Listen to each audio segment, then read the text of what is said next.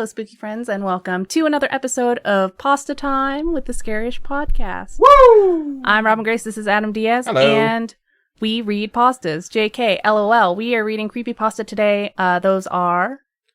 Creepypastas are I the thought wonderful... that would be more natural. Like, that wasn't natural at all. It's when you go to the store during spooky season and you buy pasta from the pasta aisle. So we got penne, thin spaghetti, angel hair, which for the spooky season will be known as devil's hair. Oh, shit. No, seriously, creepypastas are fictional short stories that are posted on the interwebs in places like creepypasta.com, No Sleep Podcast, various other forums, and some stories that are sent directly to us by our wonderful listeners, the spooky friends. No Sleep Podcast or like the No Sleep subreddit? No Sleep subreddit, excuse me. I always forget that's a thing.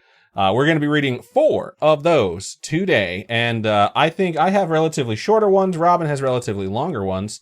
I'm pretty excited to do it. If you have a creepypasta that you have read, and you're like, oh man, they really should read this on the show, hit us up on any of our social medias. Robin, let folks know where they can hit us up to suggest or send their own creepypasta. You can send them to storytime@scariest.com, or you can go to our website. No, Pastatime. Pastatime@scariest.com, or you can go to our website, fill out the contact us page, and it gets emailed to us that way. Indeed. And then any of our social medias, we've got a Facebook, Twitter, Instagram, and yeah, we'd love to hear from you. So I believe I'm going to be going first this evening. You go, girl. And I'm going to be starting with a creepypasta entitled Stairs. Goes like this. In 1984... Y'all remember 1984, right? It's a year before I was born. There lived an old widowed lady. I love when they start with, there lived. Like, that just sounds like a story. There lived an old widowed lady by herself in a 2-story house who was completely immobile and bound to her wheelchair. Ever since the mysterious death of her husband, she required the aid of a carer who would visit her daily to help her with everyday tasks. What made it even more difficult was the fact that the 2 floors of the house were only connected by an old staircase inside. When the old lady needed to move between the 2 floors, the carer would have to carry her frail body like an infant up and down the stairs. All right. One day, the police received a call from the widow. There had been a murder. Murder. Since police units were scarce at the time, this is not believable to me, but since police units were scarce at the time and the murderer had already fled the scene, only one detective was sent out to conduct the initial crime scene report. He arrived to see the carer's body splayed out on the floor with her vocal cords ripped out and a pool of blood on the first level of the house, with the old lady atop the staircase in her wheelchair watching him still and silently, seemingly in shock. I'm going to say she ripped out vocal cords herself because she a vampire or something. So let me read the next line. He could immediately rule her out as a suspect. Seems sus, right? Okay. Due to her inability to move up and down the stairs, and because she was trapped up there at the time the murder took place. It was similar to the death of her husband many years ago, who had suffocated in his sleep on the couch downstairs. The detective put on his gloves, took photos, swabbed for evidence, and covered the body until the coroner arrived later. All routine business. He scoped the house downstairs for any clues, then asked the old lady if he could look upstairs. She insisted that she was upstairs the whole time and no one apart from her had been up there all day. But regardless of this, the detective ascended the staircase, to which she hesitantly moved aside. Beyond the staircase, there was a narrow corridor with 3 closed doors along it. He checked behind each of the doors. The empty bedroom, nothing. The bathroom, nothing. He became anxious as he slowly made his way to the final bedroom where the old lady slept. He opened it, and everything looked normal. A bed, a wardrobe, a lion, a witch, just kidding, just the wardrobe, and a bedside table with a lamp. He checked every wall of the room in horror, as it was not what he discovered, but it was what he did not discover that made him stop dead in his tracks and slowly reach for his gun in its holster. It was a detail so minor that they had completely overlooked it on the last investigation of the husband's death. There was no phone upstairs. He suddenly heard a noise as he withdrew his gun and rushed out of the room, only to find an empty wheelchair atop the stairs. So I assume she was able to climb the stairs the whole time. Obvi. There's no phone upstairs, and she's the one that called the cops. and she's upstairs when he gets there. Yeah. So clearly it was her, and she's like, "She's at the feds," and she just takes off and leaves her wheelchair behind. Okay. Can you imagine finding out that a person you've been carrying up and down stairs for like every day since their husband passed away was one, a murderer, and two, could have just walked up those stairs by themselves?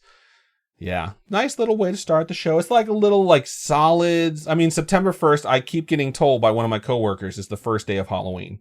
So nice way to start the first day of Halloween with like a solid, short, but creepy pasta. So that means I get to celebrate my birthday for 2 months? You pretty much do anyways. Fuck yes! So. But the credit for that one goes to Jack. That is the only name that is associated with this story. But shout out to you, Jack. I actually really like this one. So, nice. Good stuff. Nice, good way to start the show. All right. Anyway, I'm going to get into my first story of the episode here. And it is titled, "My Father Punished Me When I Talked to Ghosts."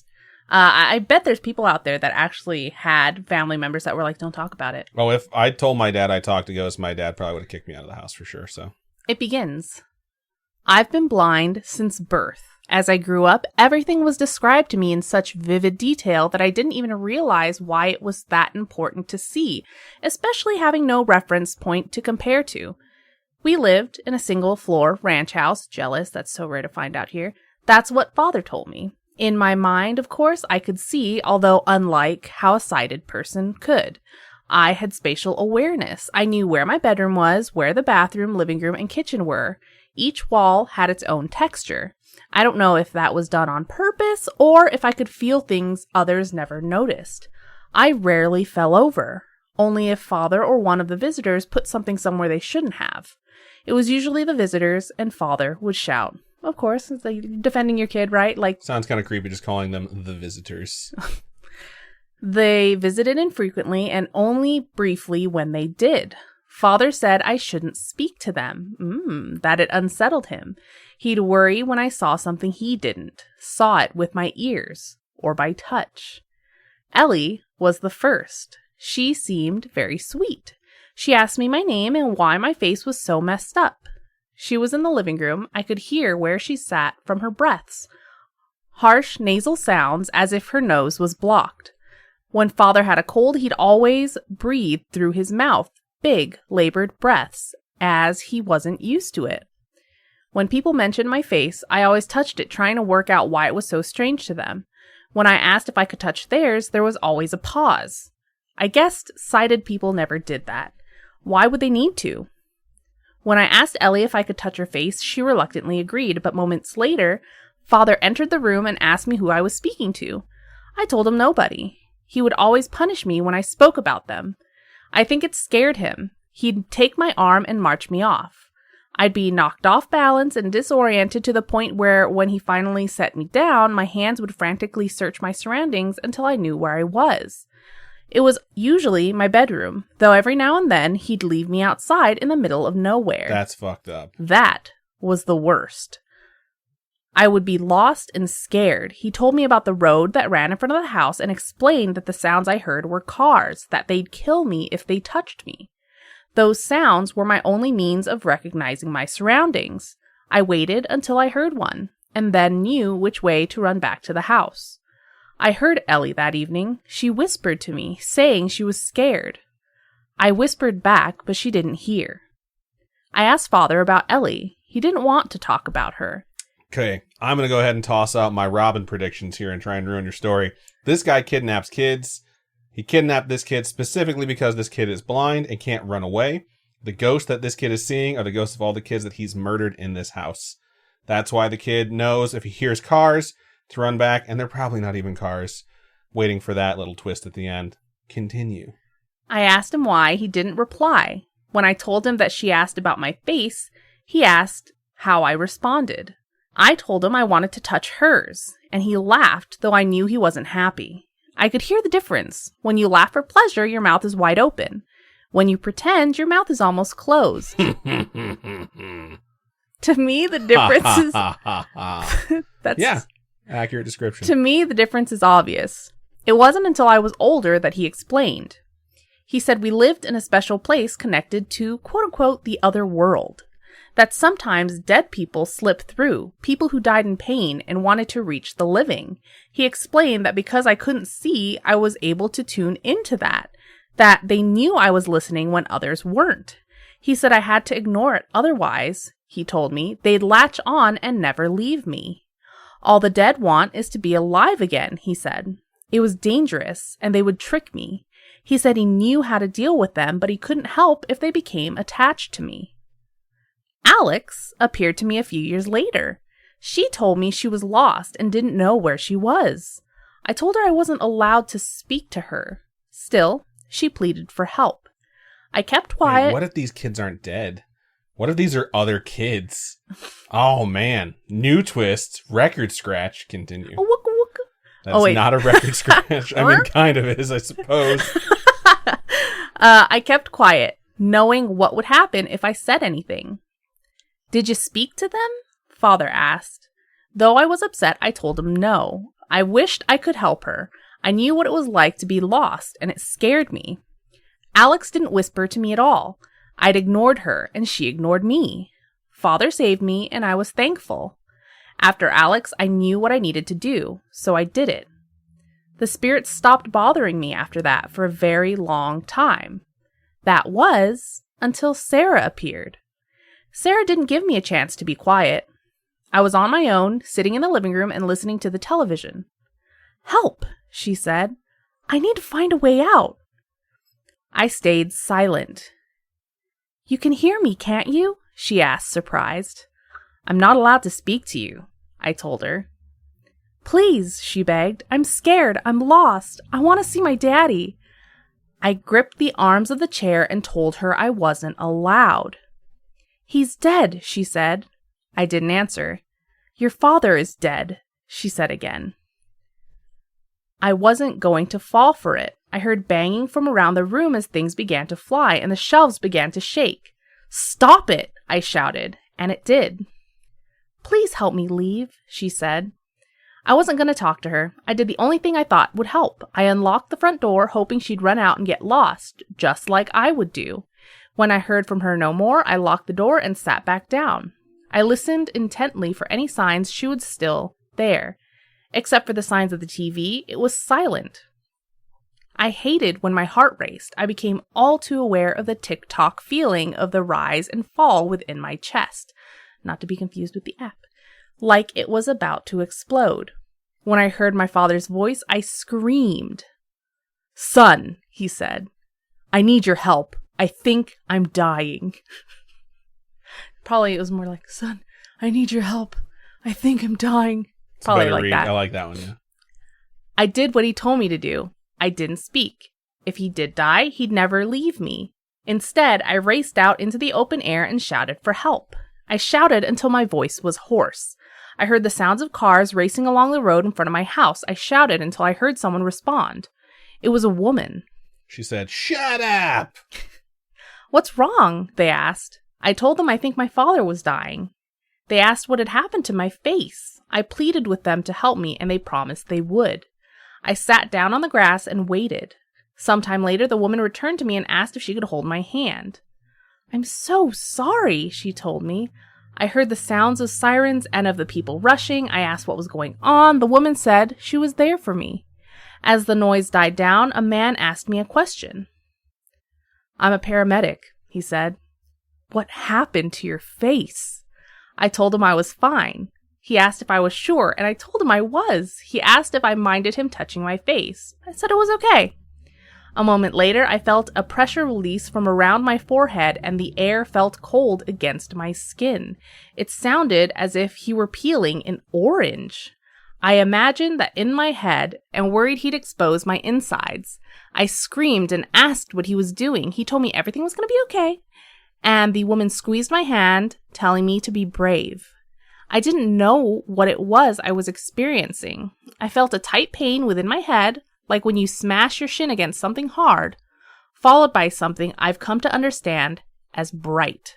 It hurt so much I began to cry. "What happened to your eyes?" the paramedic asked. I said I was blind. He asked to check them. The pain returned when he examined them. "Do you know him?" the man asked the woman who had helped me. She told him that I'd been screaming for help and that she'd come to my aid, but that she'd never met me before. How long have you had your eye injury? He asked me. I told him I'd been blind from birth. He asked me if I could see his fingers. I told him no. He asked if I could open my eyes. I said I didn't know what he meant. He asked if he could open them for me. I didn't respond. Then I felt his fingers on my face. Fingers covered in something rubbery. Suddenly, it became bright again, and I screamed. He tried to calm me. The woman squeezed my hand again. I didn't know what was happening. Things I couldn't describe came to me. It was like it always was, but multiplied 100-fold and so much more real. I carried on screaming as a fuzzy form came into view. Just breathe, okay? The paramedic said. Everything will be fine. When was the last time you saw? As my heart began to calm and my breathing slowed, I became distracted by what I was experiencing. It overwhelmed me. I wanted to cry, and I did. How long has it been? He asked again. I've never seen anything before, I told him. I was told to keep an eye mask on for most of the day, only taking it off at night at first to allow my eyes time to adjust. It's like Neo when he wakes up out of the Matrix.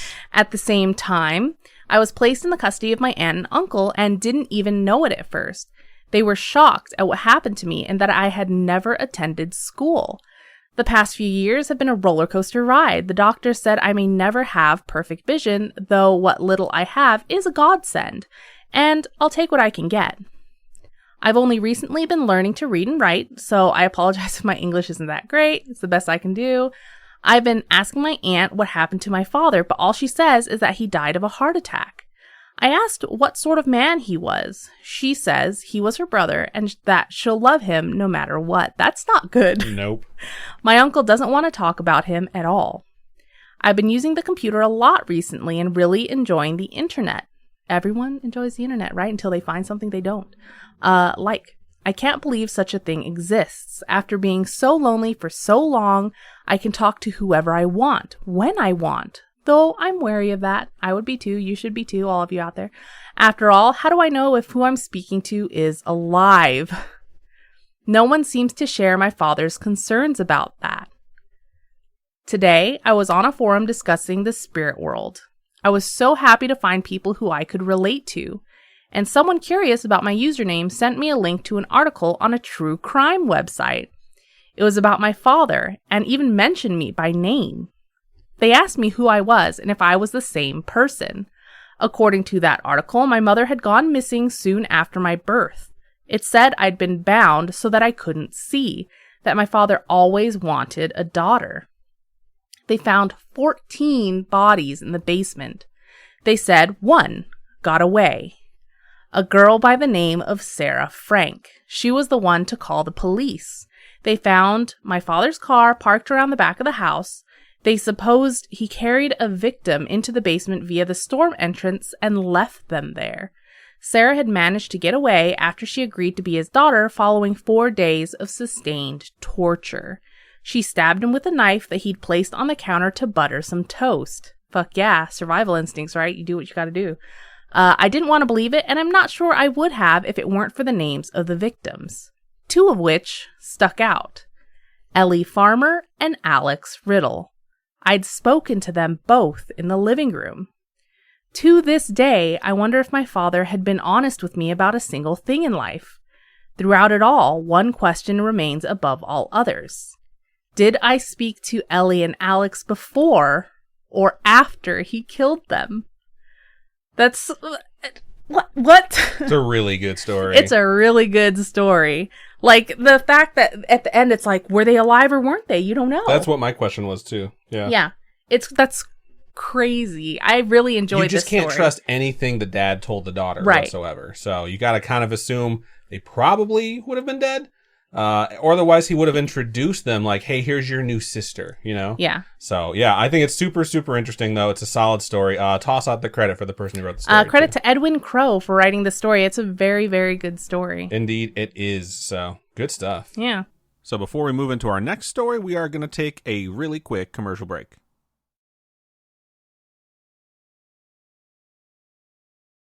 And we're back. All right. I'm going to go ahead and move into my second story of the show, and this one's title is Sever the Cord. Also, it was written by Anonymous, so I can't give credit to anyone. So anyone could really take credit for this, so thank you to whoever wrote this. Okay. Unless it sucks. Actually, kind of already read it. Okay. It's weird, but we're going to get into it. Starts out like this.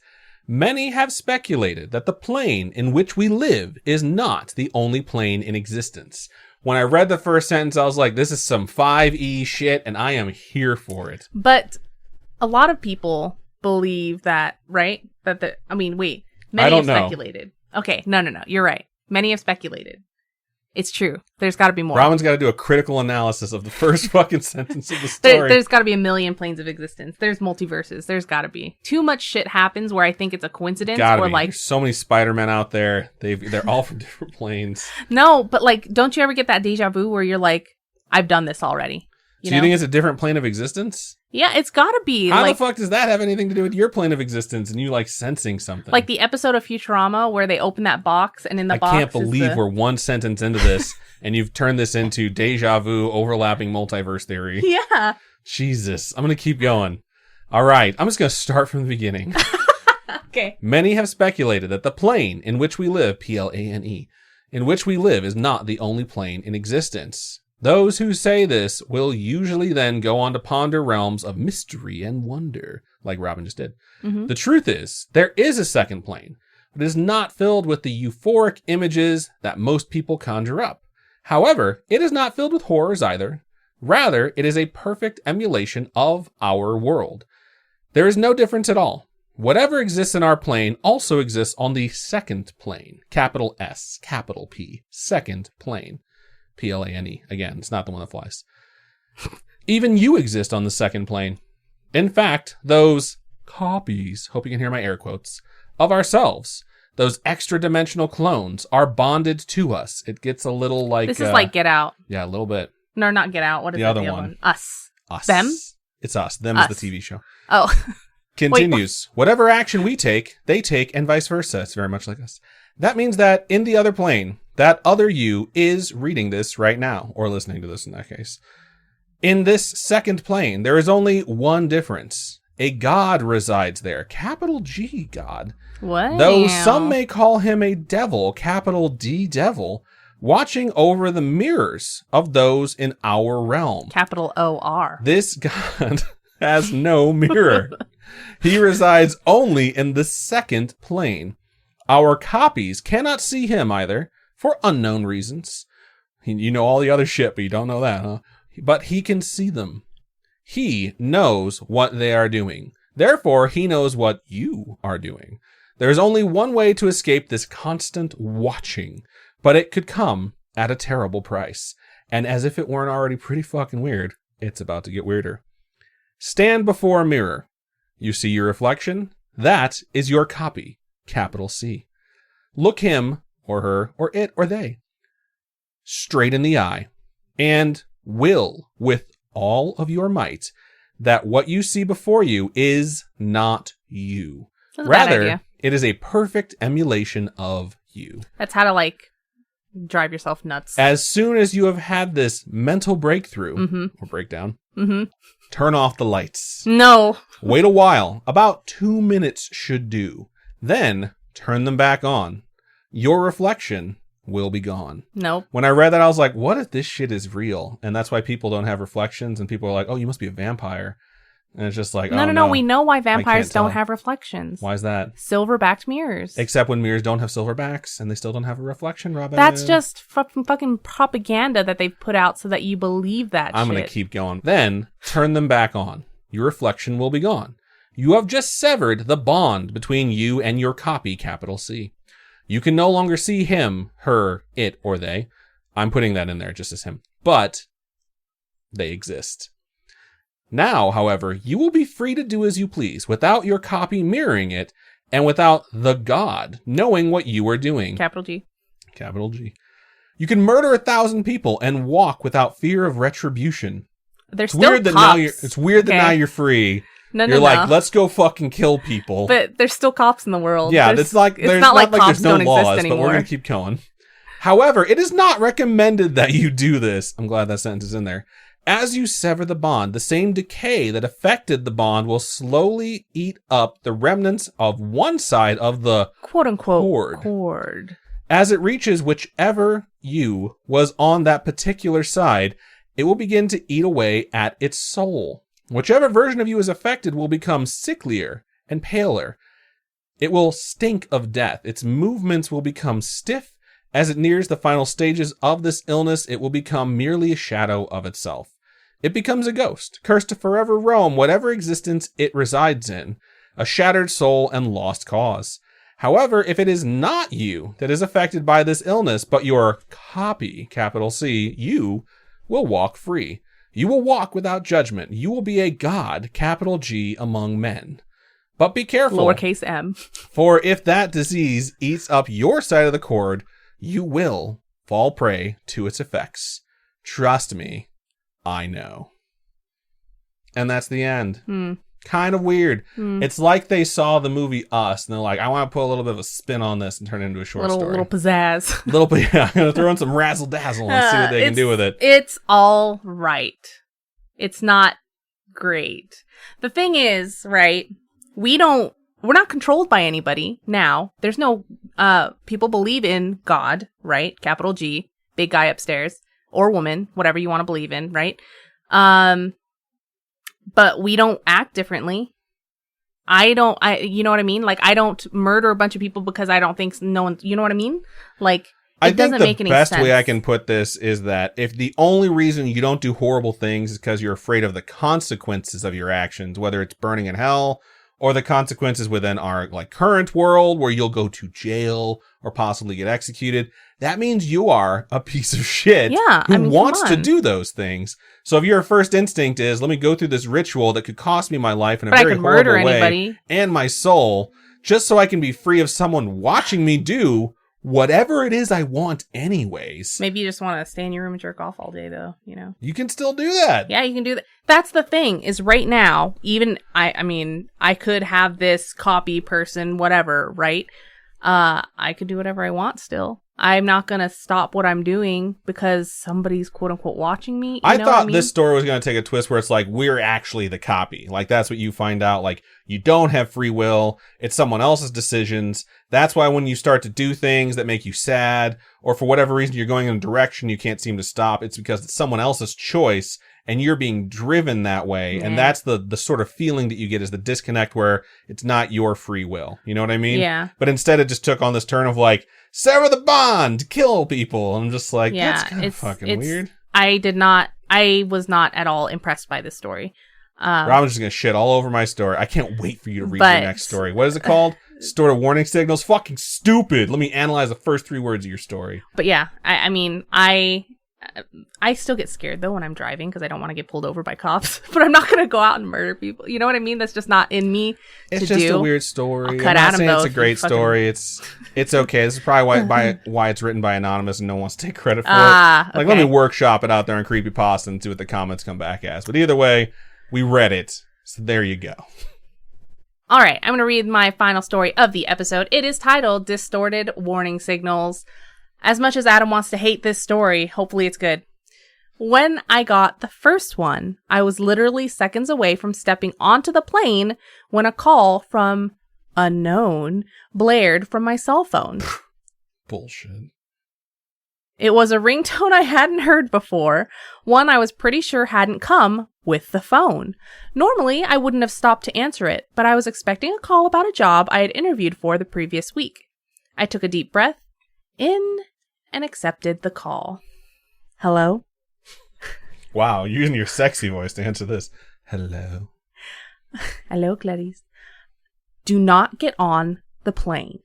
A woman's voice, garbled and strange, as if her vocal cords had been shredded. Oh, hold on. It's like, do not get on the plane. Yeah, that's it. And she was trying desperately to choke out speech. Despite the unnerving, fractured quality of her voice, her tone was insistent and eerily calm. Then the call ended. It's her calling from the future. That's why it sounds so weird. I froze. I had always had a slight phobia of air travel, and something about this call just... There's no way I was about to get on a 7-hour flight now. I turned around and headed toward the food court. I'm glad we're reading this. I know! No. T-minus 9 hours before we board a plane. I'd just get on another flight later in the afternoon, I figured. I watched from the airport Starbucks 3 hours later as every TV in the terminal lit up with the crash footage of the plane I should have been on. Called it. No survivors, not a single one. I tried to trace the call. So did the police, but there was nothing to trace. There was no evidence my phone had ever received a call around that time. They analyzed phone records, incoming and outgoing communication to my phone. Nothing. I wasn't making it up. I couldn't have been. That wasn't the only call. Throughout the years, they were few and far between, but always right. And I always listened. Don't go out on that blind date tonight. Wow. 5 months later, my would-be quote-unquote date was convicted of killing 4 women, all with my hair color and build. Found them in a shallow grave about 250 feet from the diner he offered to take me to. What the fuck? Did not drive to the concert tonight. 18-wheeler lost control and plowed into a line of cars. Every driver crushed. Every driver killed. In the stretch of freeway I would have been driving down. No matter if I got a new phone, if I moved across the country, the calls would still come. I could almost feel the presence of whatever it was, and whatever it was watching over me. I imagined being at the bottom of the freezing ocean, still strapped into my coach section plane seat, or being in that mass grave across from the diner, or watching an 18-wheeler skidding toward my car, knowing death was imminent, and I'd get this tightness in my chest. I'd think about how thin that line was, how close I'd gotten. If I hadn't had a job interview I was waiting to hear back from, I'd never have listened to that first call, and that would be it for me. It always felt like something was coming for me, but there was always this fractured, warped voice with these calls that never seemed to exist after I heard them. Self-destructing warning signals rotting away before my eyes. It's like Final Destination. And I was alive. I had a bad feeling about this cruise. I had planned it as a girls' week out with some of my old friends from college and was looking forward to a week in the tropics in the dead of winter. But part of me could almost sense that the call was coming. Maybe I'd watched Titanic one too many times, but there was a little nagging fear from the start. I hoped it would be fine, but I knew that if something was going to happen, I'd get the call. I'd know. Now, a week before I'm set to go on the cruise, after stepping into my apartment after returning from dinner with a friend, I notice my cell has a message from unknown. They've never had to leave a message before. Haven't checked it all night. Damn it, I had really wanted to go on that cruise too. Oh well, not worth whatever horrific fate awaited me in that cold, dark ocean. I click play message, and I feel my stomach drop as I listen to the voice sounding horrifically distorted, as if it emanates from a throat slashed by ribbons, crackling with more urgency than ever before. I look around my apartment as the voice on the phone repeats the same phrase over and over again. Do not come home after dinner tonight. Do not come home after dinner tonight. Do not come home after dinner tonight. That's fucked. That's the end. That's the end. So this is Final Destination 16, the cell phone saga. Where all you have to do is answer your fucking phone and check your messages. Oh my and God. You'll never die. So it sounds like they get their throat slashed open, right? Yes, it certainly does. No explanation as to what the calls were, what the hell was happening, any of that. It's just like, here's all the times I missed death. And then despite my magical ability to get phone calls warning me, I had my phone on silent, didn't check it, let it go to voicemail. Just saying, that's probably the most bonehead move by a protagonist in a story that I've ever heard. I don't answer phone calls during dinner. If you got phone calls from someone who has saved your life multiple times, I'd like to think you'd at least check your phones every 10 to 20 seconds to make sure someone's not fucking calling. All right, or at least not have it on silent. That's just like, it's day one stuff, people. All right. You want to stay alive? And you can just answer your phone? That's all you have to do? It's like that joke people post online sometimes. It's like, name one person where if someone held a gun to your head and said, if they answer, I'll shoot, who would you call? For me, that person, I don't know who it would be. It used to be Robin. She answers her phone a lot more now. But the point is, if all you had to do is pick up your phone to always avoid dying, You figure you'd do it. Either way, not bad. Yeah, shout out to Ashley Rose Wellman for writing this story. I thought it was pretty good. It's all right. Yeah. I definitely do not want to get my sloat. I don't want to get my slope ribboned. I don't want to get my throat slashed open, that's for fucking sure. Indeed. But yeah. Good stuff. Good way to end the show. What is that one movie? Not Signal. What is the one with Final Destination. No. Final Destination 2. No. Frequency. The Final Destination. Have you seen Frequency? That's the one, right? Where there's the dad in the past is still alive, Dennis and then Quaid. the one in the future Jim Caviezel. is talking to their dad. It's a wonderful right? movie. I absolutely love that movie. The show's not bad either. Frequency, the show. I don't think I've ever watched the show. It's actually pretty good. That movie's magical. It's a great movie. It also has Andre Braugher, who's the captain from 9/9. Really? He's the dad's friend who's still alive, who's his confidant in the future. He's basically like the pseudo dad or the father figure to the kid. Is he a bad guy? No, he's a good guy. I'm pretty sure he's a good guy. Okay. So, but yeah, that's a really good movie. I absolutely love that movie. So cool. But that's what this reminds me of. This doesn't remind me of that at all. Really? It's just like, it's clearly the person who's dying is somehow able to send a fucking call. It's just... And that's why the voice always sounds different, because it's based on and your voice doesn't sound different, but it's based on the way that they died. Like shredded vocal cords. This time it was like a throat cut to ribbons. And it's like, how the hell are they sending this phone call? And why wouldn't you just answer your fucking phone? Mm-hmm. So, yeah. All That's right. my analysis of it. Good job. So, good stuff. So I want to thank everyone who wrote those stories out there in the ether sea, so to speak, of the interwebs. Ether Sea is the name of the new Adventure Zone arc. Oh, I was like, what the fuck? Either way, if you have a story you would like us to read that you have written or that you have read somewhere, go ahead and let us know by emailing pastatime@scarish.com or hitting us up on any of our social medias. You can go to our website, scarish.com, click on Contact Us, fill out that form, hit us up on Facebook. It's facebook.com/scarishpodcast. Twitter is @scarishpod and Instagram is @scarishpodcast. Robin, for folks who would like to donate to us, how can they do so? You can go to patreon.com/scarishpodcast. Those are monthly donations. Tiers start at $1. At $1, you get ad-free. Can't go wrong with ad-free episodes. Ad-free is the way to be. And if you're not into the monthly donation type thing, you can go to ko-fi.com/scarishpodcast.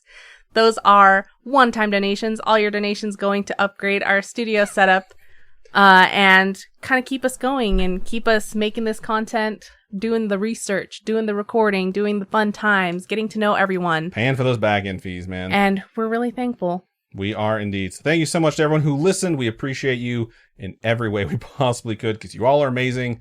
That's everything we have for Pasta Time number 15, 16, 16, I think it is. So Robin, go ahead and sign us out. Keep on creeping on and we'll talk to you guys later. Bye. Bye.